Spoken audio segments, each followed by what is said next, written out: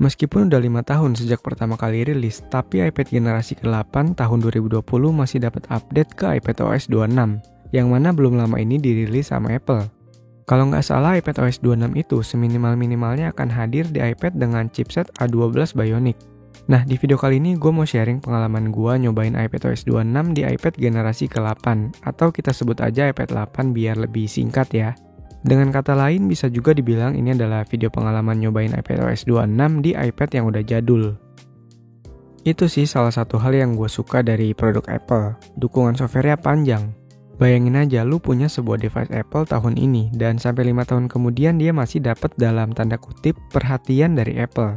Jadi lu nggak perlu khawatir perihal software update-nya. FYI untuk iPad 8 yang gue punya ini adalah versi base model yang cuma punya storage 32GB aja. Di mana untuk storage segini sih jujur udah sangat sesek banget ya. Kalau gua nggak salah inget buat update ke iPadOS 26 itu minimal free storage-nya adalah 12GB. Sedangkan untuk sistem sendiri aja udah belasan gigabyte juga waktu sebelumnya gue pakai iPadOS 17. Alhasil dengan storage yang cuma 32GB, kita nggak bisa update ke iPadOS 26 over the air atau langsung dari setting si iPad-nya.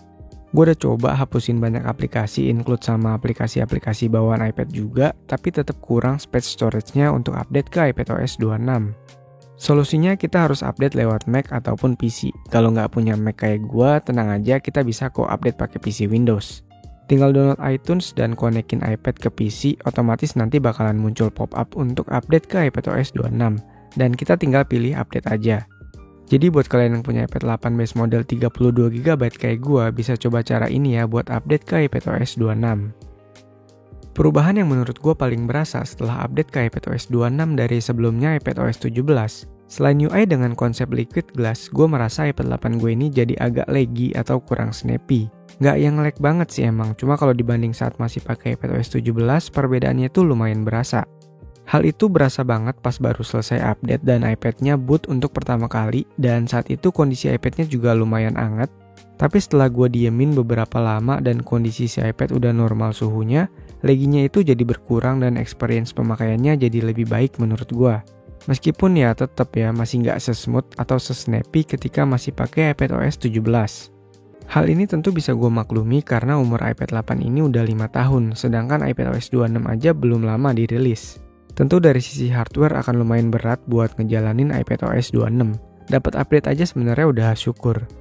Ya mungkin hal ini dikarenakan UI dari iPadOS 26 sendiri yang mengusung konsep liquid glass di mana tampilannya tuh baru dengan elemen transparan ala glass atau kaca gitu yang butuh real time rendering lebih ekstra. Jadi ya wajar aja ketika dipakai di hardware dengan umur 5 tahun, performanya itu akan kurang optimal.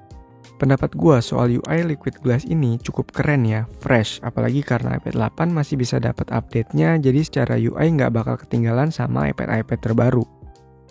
Kalau kita perhatiin di bagian notification center-nya itu sekarang transparan untuk notifikasinya, kemudian juga di control center lebih fresh tampilannya dengan desain transparan ala-ala kaca juga. Kalau kalian merasa transparansinya itu terlalu tinggi, kalian bisa reduce transparansinya ini melalui settings, accessibility, display and text, lalu centang di bagian reduce transparansi. Personally buat gua cukup suka sih dengan UI liquid glass ini. Kalau kalian tipe yang pakai iPad dengan keyboard dan mouse, pasti sadar kalau kursor atau pointer di iPad itu bentukannya bulat kayak gini ya. Gue juga kurang tahu sebenarnya fitur ini udah ada dari kapan, tapi gue baru dapat insight-nya saat udah update ke iPadOS 26 ini. Ternyata kita bisa ubah kursornya ke bentuk arrow kayak gini seperti layaknya mouse. Untuk caranya kalian bisa ke settings, accessibility, touch, lalu untuk di bagian assistive touch kalian ubah ke settingnya off. Nah, kursor kalian dari yang tadinya bulat akan jadi arrow dengan cara ini. Terus buat atur size dari arrow-nya kalian bisa pergi ke settings, accessibility, scroll ke bawah ke bagian pointer control, lalu atur pointer size-nya dari situ. Ya, hal ini sebenarnya sepele sih, tapi entah kenapa gue pribadi lebih ngerasa pakai mouse aja ketika kursornya itu arrow kayak gini, dibandingkan kalau kursornya itu bulat. Salah satu update yang besar di iPadOS 26 selain UI liquid glass adalah windowing system yang baru, di mana sistem windowing yang baru ini bikin iPad jadi berasa kayak laptop atau macOS. Jadi dengan sistem windowing ini kita bisa atur window app yang lagi kita buka. Ketika kita buka sebuah aplikasi, di pojok kanan bawah itu akan ada semacam garis yang dari situ kita bisa tarik dan atur window aplikasinya. Selain itu ada juga mode split screen yang bahkan kita bisa split screen sampai 4 aplikasi sekaligus. Tinggal tahan aja di bagian kiri atas yang ada 3 dot warna merah kuning hijau ini, lalu pilih mode split screen sesuai sama kebutuhan kita.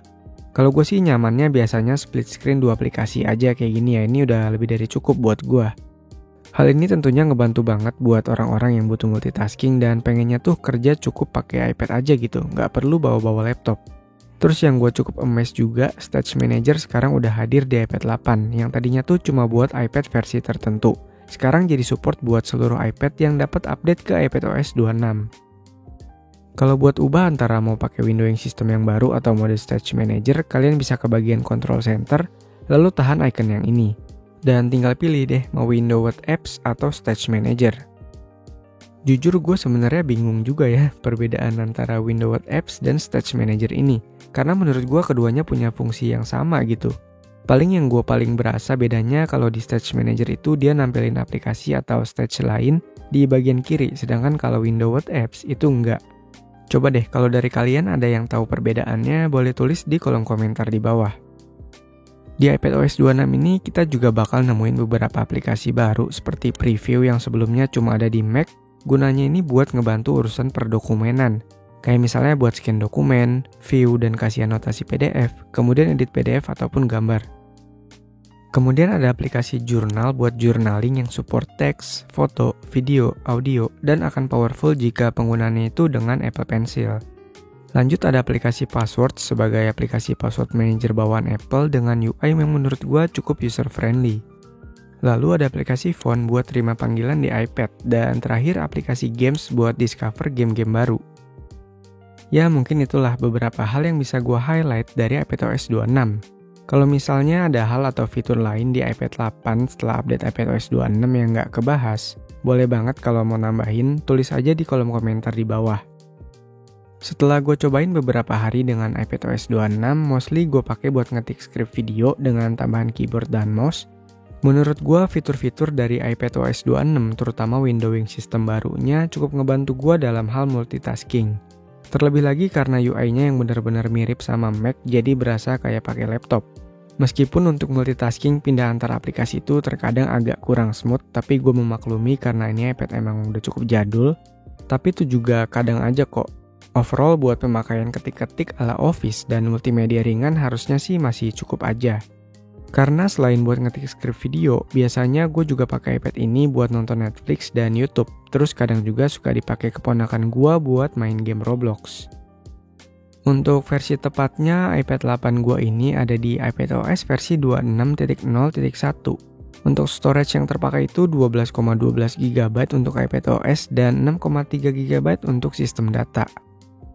Dengan beberapa aplikasi dan hanya satu game Roblox aja, saat ini free storage di iPad gue sisa sekitar 2 GB-an aja.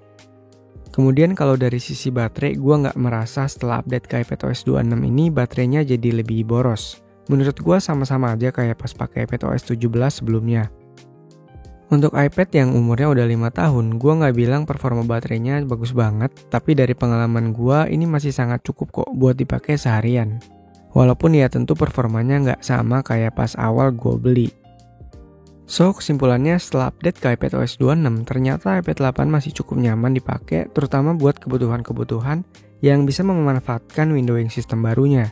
Meskipun ya tentu tetap ada kekurangannya juga ya dari sisi hardware. Tapi overall masih nyaman lah buat gue pribadi. Tapi kalau kalian merasa nggak butuh windowing system barunya, nggak serak sama UI Liquid Glass ataupun fitur-fitur baru lainnya, dan lebih pilih pengalaman pemakaian yang smooth dan snappy di iPadOS lama, nggak update adalah pilihan yang tentu fine-fine aja.